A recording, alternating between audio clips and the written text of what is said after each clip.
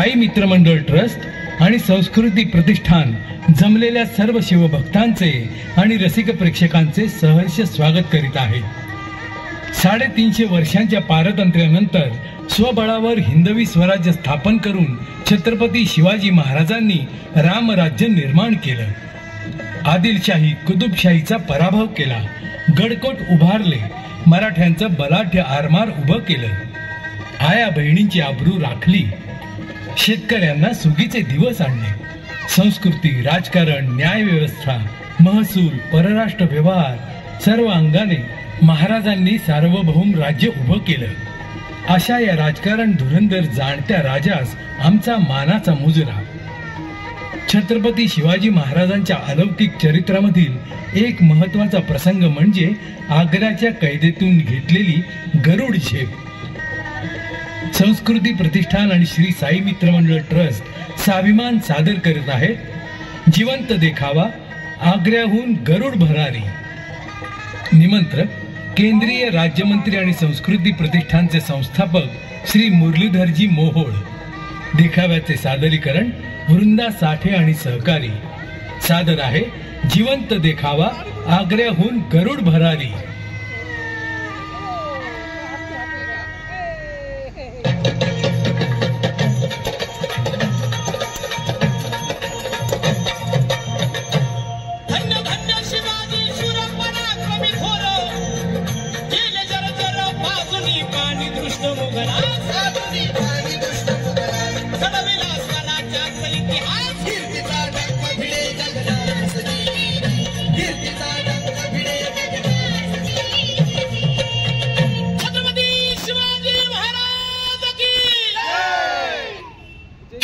खानाची म्हणजे खुद्द स्वतःच्या मामाची बोट लाल महालात तुटल्यानंतर औरंगजेब खरं तर आतून भेदरला होता.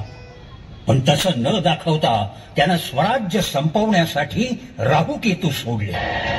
एक होता साक्षात प्रभू श्री रामांचा वारस असलेला राजपूत कुळातील पोलादी पुरुष मिर्झा राजा जयसिंग आणि दुसरा होता क्रूर कर्मा दिलेर खान पठाण. 80,000 पेक्षा जास्त फौज घेऊन ही टोळधाड पुरंदरच्या पायथ्याशी येऊन ठेपली. मिर्झा राजांनी आपले मोठे सरदार मराठी मुलखावर घालून आगीखाली सारा मुलूक जाळून काढण्याचा सपाटा लावला. गावच्या गावं जळून गेली, शेतीचा कोळसा झाला, गुरं वासरं बायका पोरं फरफटत नाही. रयतेचे हे हाल महाराजांना बघवेना. त्यांनी मिर्झा राजांशी पुरंदरचा तह केला. 23 किल्ले मिर्झा राजांना देऊन महाराज औरंगजेबाच्या भेटीसाठी आग्र्याला जाण्यास तयार झाले. ही बातमी कानावर येताच आऊसाहेबांना धक्का बसला. काळजात जर्र झाली. पंत, हे काय ऐकतोय आम्ही? शिवबा आग्र्याला जाणार आणि तेही औरंगजेबाला भेटायला? होय आऊसाहेब, आग्र्याला जाण्याशिवाय आता पर्याय नाही. स्वतःच्या बापाला 9 वर्ष कैद करून विष घालून मारलंय त्या औरंग्यानं.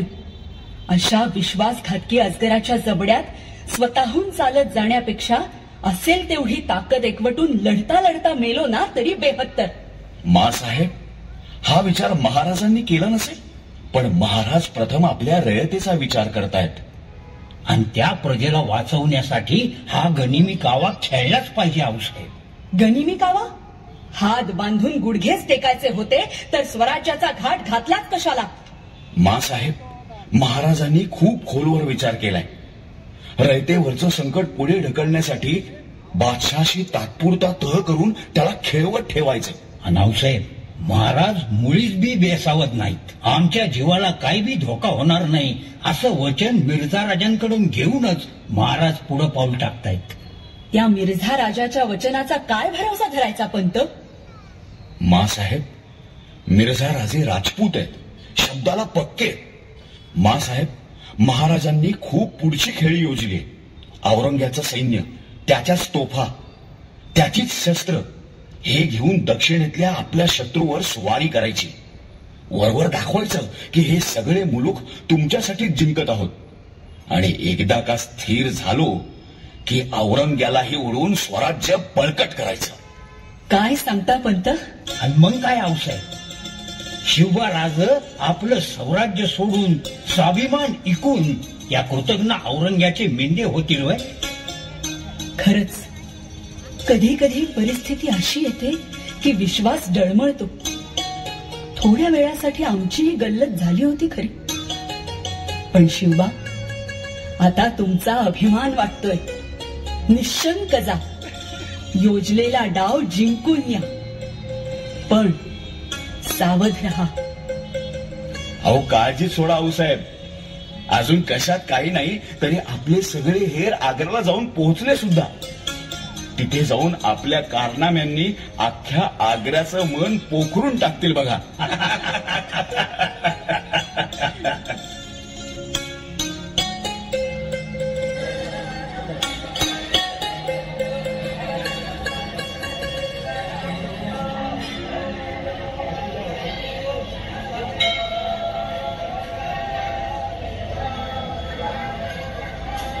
अल्लाहू अकबर, अल्लाहू अकबर. बाबा हमारा हाथ पढ़कर जरा बताओ तो, क्या मेरी मुराद पूरी होगी? बड़े खुश नसीब हो. बादशाह की मेहर नजर होने वाली है तुम पर. खिलत मिलेगी खिलत. अच्छा, बादशाह औरंगजेब की मेहर नजर? फिर तो मेरी वो मुराद भी पूरी होगी. कौन सी मुराद बेटे? यहाँ की पूरी सरजमी पर खुशहाली हो और हरियाली ही हरियाली छा जाए. ए बेअकल, तेरी हरियाली पर भगवा अंगार पड़ चुका है, और वो अंगार इतना तेज है कि जलाकर राख कर देगा. या अल्लाह. बाबा बाबा मैं कितने साल जीऊंगा बाबा? अरे मौत सर पर मंडरा रही है तेरे. लंबी उम्र के सपने कहाँ देख रहा है? वो मसीहा है, मसीहा. मसीहा? कौन बाबा जी? शिवाजी आ रहा है ना यहाँ. उसने आगरा के सभी सीमाओं पर विभूति बिछाई है. ये कवच है उसका. इस विभूति को जो पार करेगा उसकी यकीनन मौत होगी. अल्लाहू अकबर. सिवा के रास्ते में मत आना, वरना भूल जाना खिलत और सिधार जाना जन्नत. तुम बादशाह के सरदार हो ना? जी. तुम्हारा बादशाह भेजेगा तुम्हें सिवा के पीछे, लेकिन जाना पड़ेगा नरक में नीचे. ये बादशाह को भी क्या सूझी, मौत को न्योता दे दिया है उसने. अल्लाहू अकबर.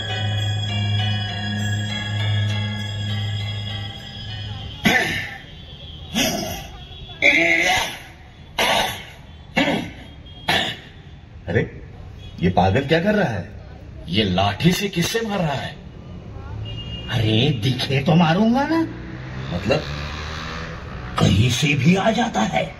अरे बाबा कौन आता है? वो दक्खन का शेर शिवा. जमीन के नीचे से, हवा में ऊपर से, क्या? कहीं से भी प्रकट हो जाता है. 10 हाथ लंबी छलांग मारता है. क्या कहते हो? हाँ, अगर मेरे सामने आए तो उससे लड़ने का कुछ तो तजुर्बा होना चाहिए मुझे. इसलिए तालीम कर रहा हूँ. कुछ भी करो, लेकिन शिवा के खिलाफ मत जाना. हाँ, नहीं जाएंगे, नहीं जाएंगे. उसकी मदद करना तो ही जिंदा बचोगे, वरना देखो आ गया शिवा. देखो. कहाँ है? कहाँ है? बहिर्जी नायकांच्या हाताखाली तयार झालेल्या बहुरूपी हेरांनी आग्र्यातल्या माणसांनाच काय, पशु पक्षी माती आणि हवेला सुद्धा शिवाजी या 3 अक्षरांचा वचक बसवला. अर्धी फते तर इथंच झाली आणि औरंगजेबाच्या भेटीसाठी जाण्याचा दिवस उजाडला.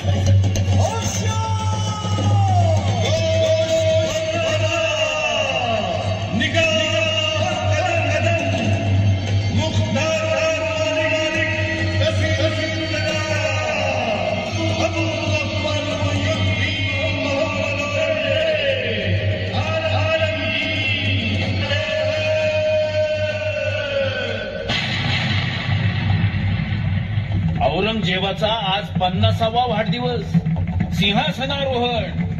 पण प्रत्यक्षात मात्र सगळीकडे चर्चा सुरू होती ती शिवरायांची. सगळे वचकून होते आणि दचकून होते की कधी या सह्याद्रीच्या बुलंद बुरुजाचं दर्शन होतंय. आणि आले आले शंभूराजांना बरोबर घेऊन महाराज औरंगजेबाच्या दरबारात जाण्यासाठी आले.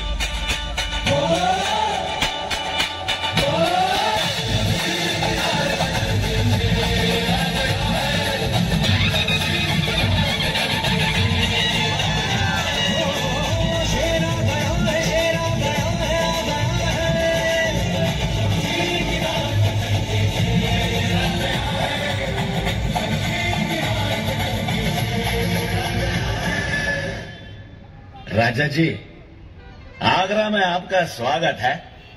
युवराज, कैसे लगे आगरा के ऊंचे ऊंचे मीनार, बड़ी बड़ी इमारतें, सोना चांदी और शोहरत? काय पाहताय शंभूबाळ? ते हिरवं निशाण डोळ्यात खुपतंय. सबूर सबूर शंभूबाळ. बादशाह सलामत का सिंहासन देखा? शंभूबाळ, हे सिंहासन वास्तविक हस्तिनापूरचं. युधिष्ठिरानं इथं राज्य केलं, पृथ्वीराज चौहान यांनी राज्य केलं आणि या सिंहासनावर खरा हक्क महाराणा प्रताप यांचा. मग त्यावर औरंगजेब कसा बसला? या मोगलांचं अभिमानानं मिरवावं आणि स्वकर्तृत्वानं बनवलेलं असं काहीच नाही. दुसऱ्यानं बनवलेलं फोडायचं, लुटायचं, जाळायचं आणि बर्बाद करायचं ही यांची जुनी खोड.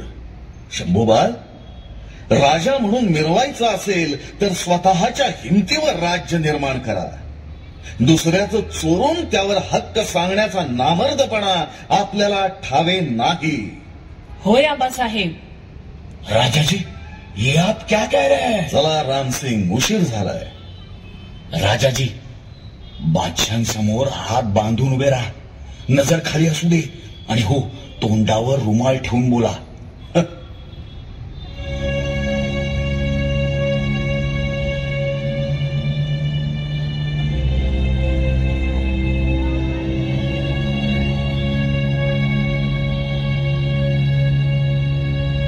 जहांपना, ये है दक्खन के राजा शिवाजी.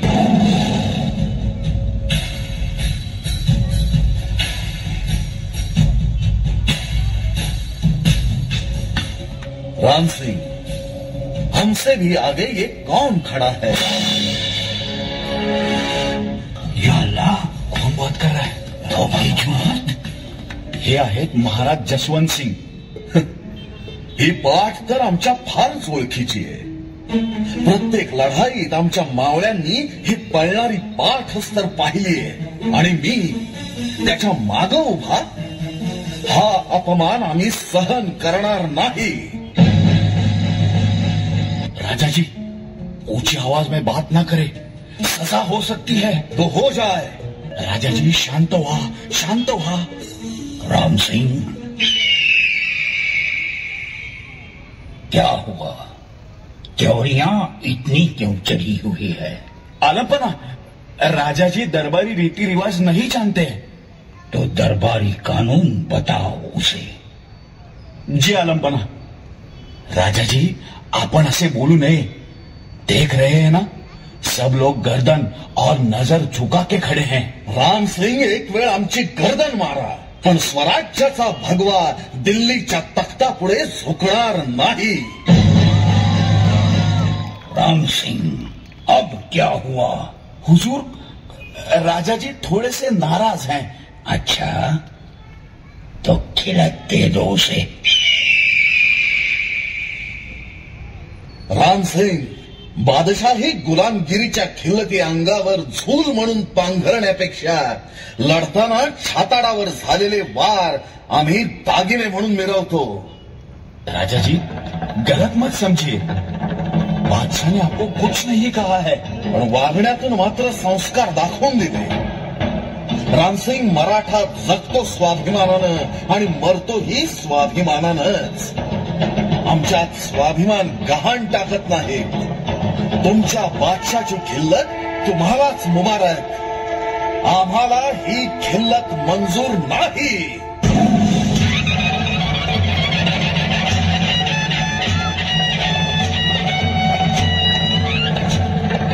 आणि शिवाजी नावाची वीज आग्र्यावर कोसळली. या तळपत्या विजेनं औरंगजेबाचा दोरा झळून गेला आणि शिवरायांचा बाणा उजळून गेला.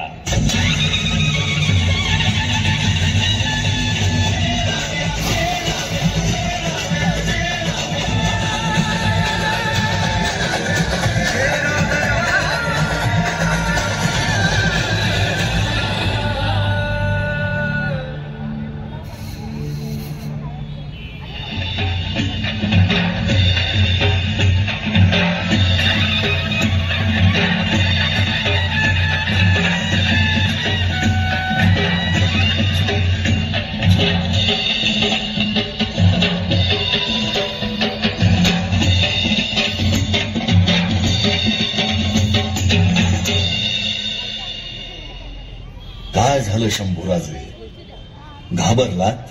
छे, काय मजा आली ना आबासाहेब. इतक्या सगळ्या लोकांसमोर तुम्ही ठणकावून सांगितलं की आम्ही तुमचे मांडलिक नाही. औरंगजेबाची दात खेळच बसली, होय ना? लक्षात ठेवा शंभूबाळ, कितीही मोठं आमिष समोर आलं तरी देव, देश, धर्म आणि माणसं विकायची नाहीत. होय आबासाहेब. म्हणजे आजच्या आपल्या वागण्यानं हा महत्वाचा संदेश अख्ख्या हिंदुस्थानभर पोहोचला, होय ना? हुशार आहात. मग पुत्र कोणाचे आहोत? औरंगजेबाची आज झालेली मजा आम्ही घरी जाऊन आऊसाहेबांना सांगणार. आऊसाहेब खूप हसतील. कोण जाणे आता परत त्यांच्याकडे कधी जायला मिळेल. राजा असं काय मंगळ बोलताय? इतक्या मोठ्या फजितीनंतर औरंगजेब स्वस्थ बसेल? नाही, काहीतरी खूप मोठा कट नक्की शिजेल. औरंगजेबाने आणि महाराजांनी एकमेकांवर नवे नवे डाव टाकायला सुरुवात केली आणि बुद्धिबळाचा खेळ रंगला. रामसिंग, हम चाहते हैं कि सीवा काबुल की मुहिम पर चला जाए और उसके साथ आप और रादनदास खान को भेजा जाएगा. रादनदास खान? जी महाराज, खूप कपटी, काळ्या दिलाचा माणूस. औरंगजेबाला नको असलेली माणसं गुपचूप ठार करण्यासाठी प्रसिद्ध आहे त्याची हवेली. बर, त्याला म्हणावं लढायचं असेल तर मला महाराष्ट्रातून माझं सैन्य आणायची परवानगी द्या आणि आम्हाला काबूलवर पाठवण्याचं मिर्झा राजांच्या कानावर घातलंय का? मिर्झा राजा? याद रहे, उन्हें कुछ भी पता नहीं चलना चाहिए. और हमें क्या पागल कुत्ते ने काटा है जो सीवा की फौज यहां आने देंगे? नहीं, कतई नहीं. रद्द करो. सीवा से कहो कि वो दरबार में हाजिर हो जाए. त्यांना म्हणावं माझा मुलगा दरबारात येईल. तसाही तो 5000 मनसबदार आहेच आणि एकदा बादशाह समोर बेअदबी करून आम्हाला खूप वाईट वाटले आहे. मी कोणत्या तोंडानं बादशाहांसमोर येणार?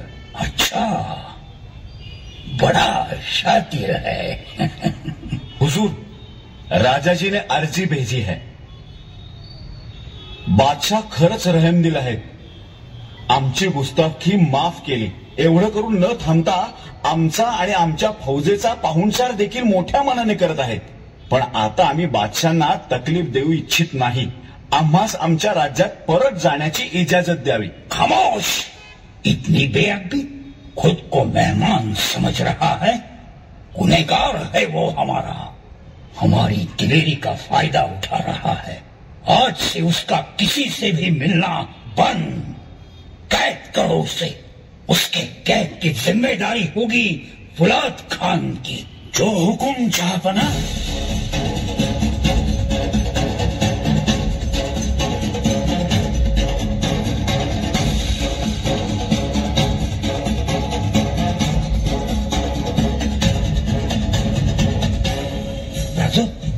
राज गात झाला राज. गुलाब खानाच्या फौजेनं आपल्याला कैद केलंय राज. काय? औरंगजेबानं विश्वासघात केला महाराज. दिला शब्द मोडला. आबासाहेब काय झालं? गनिमी कावा खेळायची वेळ झाली शंभूबाळ. तो कसा? उद्या सांगतो. झोपा आता सर्वजण. आबासाहेब आम्हाला ती गोष्ट सांगा ना, ज्यात श्रीकृष्ण एका टोपलीतून यमुना नदी पार करून नंदा घरी पोहोचले ती. या सांगतो या. शिवबा, कोणत्याही परिस्थितीत हिंमत हरायची नाही. आई भवानी तुमच्या पाठीशी असता डर कसली. तुम्ही अफजल खान फाडला, शाहिस्ते खान छाटला. मोठमोठ्या शाया तुमच्या समोर चळाचळा कापतात. साक्षात शंभू महादेव तुमच्यावर प्रसन्न. तुम्हाला मार्ग नक्की सापडेल.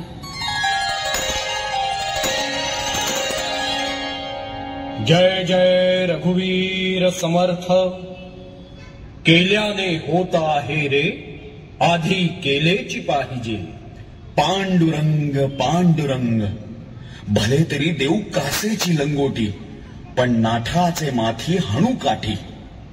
आबासाहेब आम्हाला ती गोष्ट सांगा ना, ज्यात श्रीकृष्ण एका टोपलीतून यमुना नदी पार करून नंदा घरी पोहोचले ती.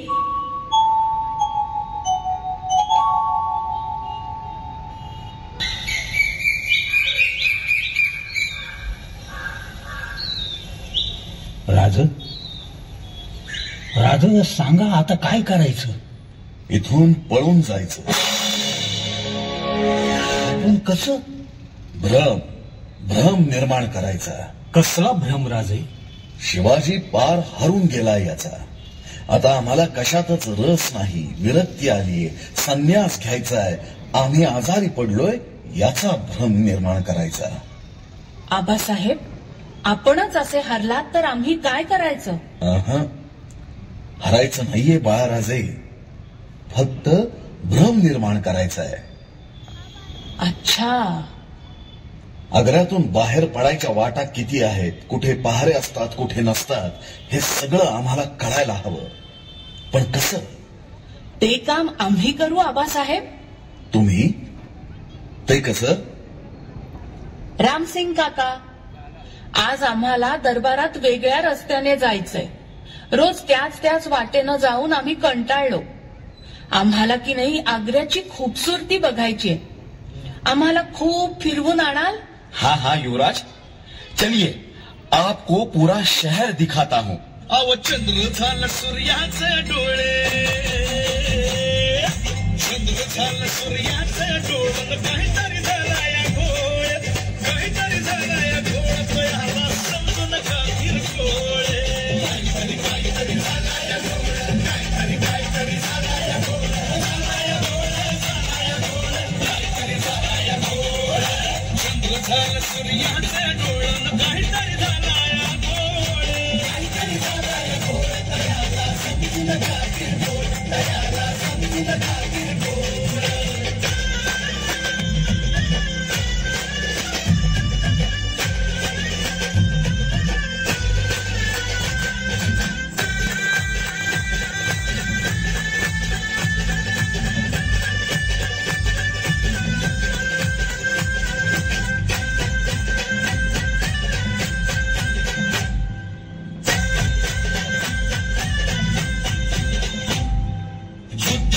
तंत्र हो जिंकायाचा मंत्र आता सिद्ध होणार हो, आता सिद्ध होणार हो.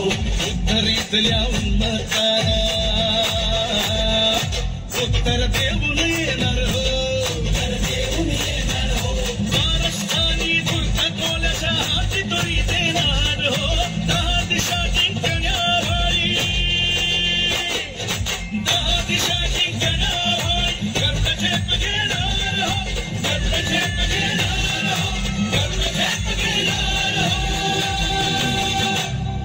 रचल्या षडयंत्राचा समद्या बनार बट्टा बोळे, बनार बट्टा बोळे. जगा वेगळं आकृतच की हे. म्हणूनच म्हणतो चंद्र झालं सूर्याचे डोळण काहीतरी झाला या गोळ काहीतरी झाला या गोळ तयाला समजू नका किरकोळ तयाला समजू नका किरकोळ तयाला समजू नका किरकोळ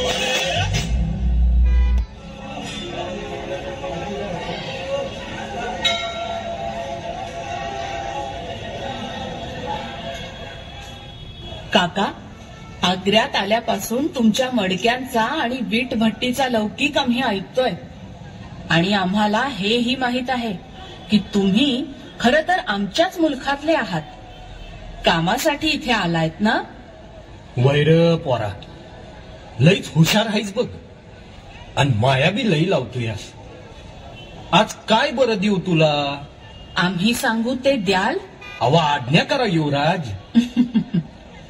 आम्ही सांगेपर्यंत तुमची ही वीट भट्टी दिवस रात्र पेटलेलीच असली पाहिजे, दिवसा सुद्धा आणि रात्री सुद्धा.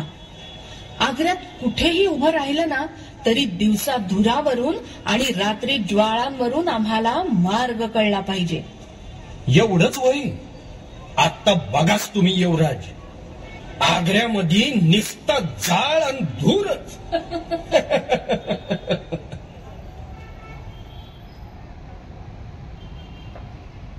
आबासाहेब, औरंगजेबानं आज दरबारात आम्हाला कट्यार बक्षीस दिली.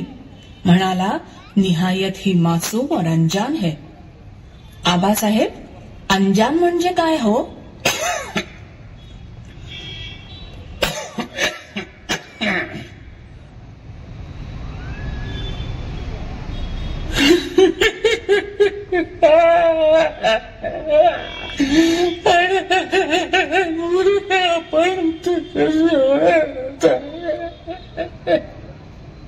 अरे भाई, रो क्यों रहे हो?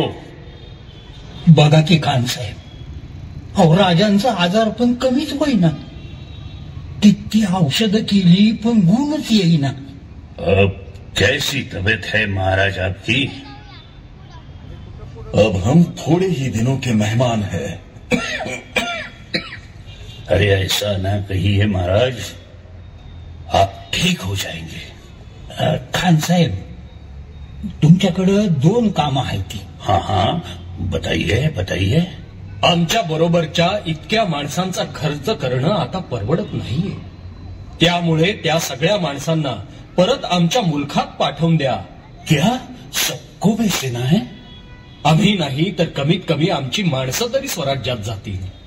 और दुसरा काम, आता तब्येतीचा काही भरोसा वाटत नाही. आयुष्यात काही नेक काम हातून झालं नाही, पुण्य पदरी पडलं नाही. शेवटच्या काही दिवसात पुण्याई जमा करावी म्हणून साऱ्या फकीर, बैराग्यांना, आग्र्यातील नागरिकांना मिठाई वाटण्याचं मनात आहे. एवढं पुण्य मला मिळू दे. हम आपकी दोनों अर्जियां बादशाह तक जरूर पहुंचाएंगे. पण मिठाईचा पहिला पेटारा आम्ही तुम्हाला नजर करू इच्छितो. तो स्वीकारावाच लागेल. शुक्रिया शुक्रिया, बहुत बहुत शुक्रिया. पापणी लवायच्या आत बादशाने दोन्ही अर्ज मंजूर केले. सगळी लोक स्वराज्यात पाठवली की शिवाजी एकटा राहील. आता त्याला सहज मारू असा बालिश विचार त्याच्या मनात आलाच. आणि एवढ्यात हेरांनी खबर आणली की फिदाई हुसेनच्या हवेलीत नेऊन राजांना ठार मारण्याचा कट शिजलाय. राजांच्या हालचालींनी वेग घेतला. उद्या आपल्याला हवेलीत हलवणार, त्याच्या आतच आपल्याला इथून निसटायचं आहे. रघुनाथ पंत जी, तुम्ही सकाळी सकाळी संभाजी राजांना घेऊन बाहेर पडायचं आणि बाकी माणसं घेऊन मथुरेच्या वाटेला लागायचं. जशी आज्ञा राजे. सर्जेराव, तुम्ही होड्या घेऊन तयार राहायचं. वैराज. हिरोजी, तुम्ही आमच्यासारखा पेहराव करून इथं आमच्या ऐवजी झोपायचं. पेटाऱ्यातून आम्ही बाहेर पडलो की पेटलेल्या भट्टीच्या वाटेनं ठरलेल्या ठिकाणी भेटू. समजलं? जी राज. जय भवानी, जय भवानी, जय भवानी. बाळराजे, आम्ही रायगडी जाणार आणि तुम्ही मात्र मथुरेत. भीती वाटतेय? मुळीच नाही आबासाहेब. आपण दोघेही वेगळ्या वाटेनं गेल्यावर शोध बोथट बनेल. सूर्य आणि चंद्र कधी एकत्र नसतात, पण म्हणूनच तर प्रकाश दिवस रात्र राहतो ना. या संकटात पडून किती मोठा झालास रे. आबासाहेब, तुम्ही समशेर आहात तर आम्ही तुमची ढाल आहोत. तुम्ही निर्धास्त जा. आई भवानी आपल्याला यश देईलच. सर्वजण जपून राहा. 17 ऑगस्ट 1666. अंधार पसरत होता. थकल्या भागल्या जीवांच्या डोळ्यावर झोप चढत होती आणि महाराजांनी योजनेला प्रारंभ केला.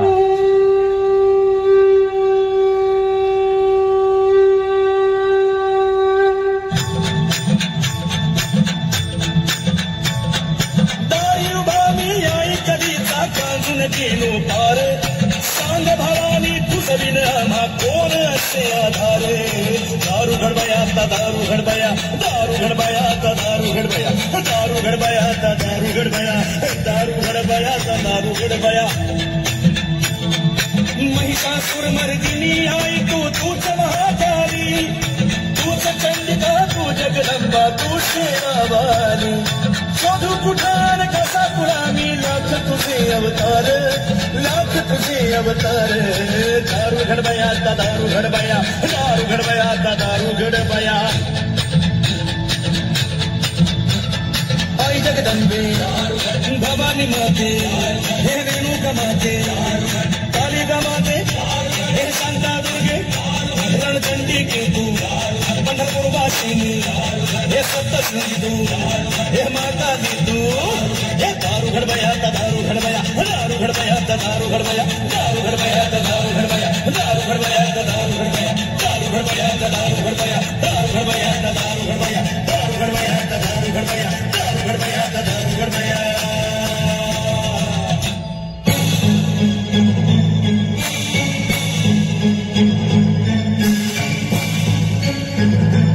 हो जनाब, राजांना लय ताप आला.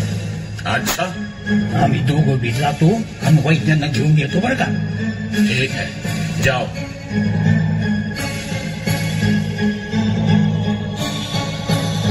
देखिए जनाब, अब बीच आंख लगी है उनकी.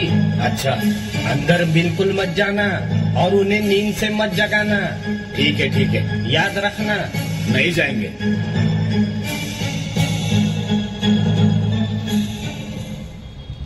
राजे, तबीयत बहुत नासाज है क्या? दोपहर होने को आई, अभी तक सो रहे हो? राजे, राजे उठिए, राजे उठिए, राजे.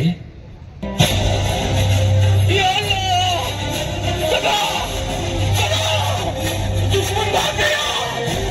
ऐसा कैसे होगा हुजूर? अभी तो सोए थे अंदर. इतनी कड़ी निगरानी से दुश्मन भाग गया कैसे? कैसे? अरे वो तो वैद लाने के लिए गए थे. वो बीमार है ना. अरे मेरा मुंह क्या देख रहे हो? भागो भागो जल्दी. अरे तुम लोग सोए थे क्या? भगा भगा भगा.